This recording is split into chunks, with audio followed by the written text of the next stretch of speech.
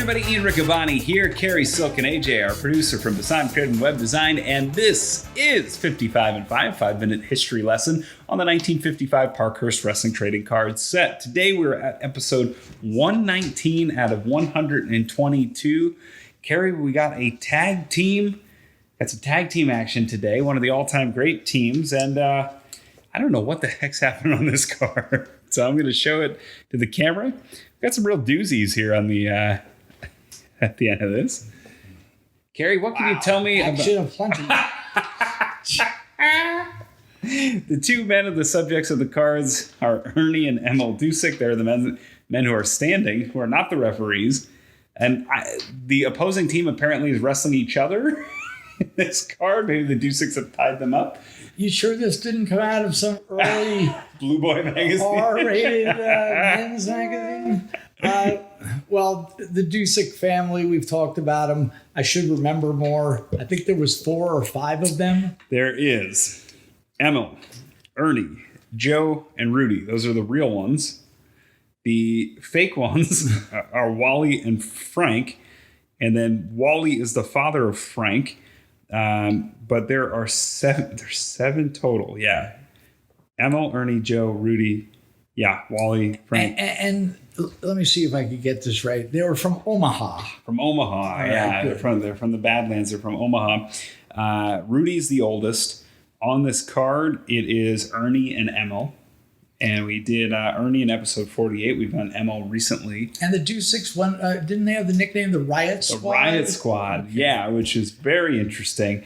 Because I didn't realize tag teams had names back then. I just thought, it's the Sharp Brothers because they're the Sharp Brothers. But we've learned Murder Incorporated, the Mills Brothers, the Riot Squad. So we mentioned all of them. So Emil was active from 33 to 61. They beat Murder Inc. for the Toronto Tag Team titles in 54. The card says that he prefers roughhouse grappling. So that shows, and then so do their opponents apparently. 51 was a good year for Ernie. Emil. He wrestled Luthez quite a bit for the world title. In Houston and Los Angeles was a big success with Ernie in Central States. Now, the other brother on the card, I believe, is Ernie. Okay. Now, if you ask me which one is which, we don't know. But he was one of the eldest, and his first big match was in Philly against Jim Londos. Was it in the 20s? 1932. Okay. Yeah, and he was among the top 20 contenders for the world title throughout the 30s and 40s. A little bit bigger of a single star. He was the pioneer of the big swing. So, the Cesaro. Yes. He pretty much invented that as far as we know. He was in the first card at MSG in 1949, which was the first card in 12 years. Okay. Because in 37, they put a moratorium on wrestling. 49, it comes back. He wrestles Gorgeous George. So a little bit of a history there. Helped put Omaha on the map in 1950. Either invented or helped invent the Boston Crab. Definitely one of the first people to use it. As a finishing move, and had a small hand in the trajectory of Buddy Rogers when Buddy Rogers was in Trenton. Coming from the war, he comes home to help his mom. He's kind of a wrestler, not really, kind of committing to get into it.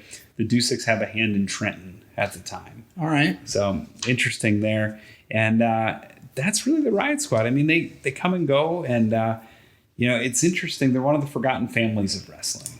Absolutely. I mean, they wrestled, into maybe the 60s? Into the 60s, yeah. Yeah. They're all over. If you look at these old magazines from that era, there's nary an issue without some Duseks in it. Well, even later, Wally was an on-air character in Texas, right? I think so. Am I getting that right? So Wally's one of the fake ones. They said he was part of the family, but you had to have some good credentials to be able to borrow that name, though. Right, absolutely. So the Duseks, the Riot Squad, getting some love again here. And you asked me why Luthez would get 2, or why the Duseks probably the top, one of the top tag teams of their time. Certainly big in Toronto, which this card really pulls from, the Toronto territory. So tomorrow, we get to 120. We're at to 120. I'm peeking at my notes for tomorrow.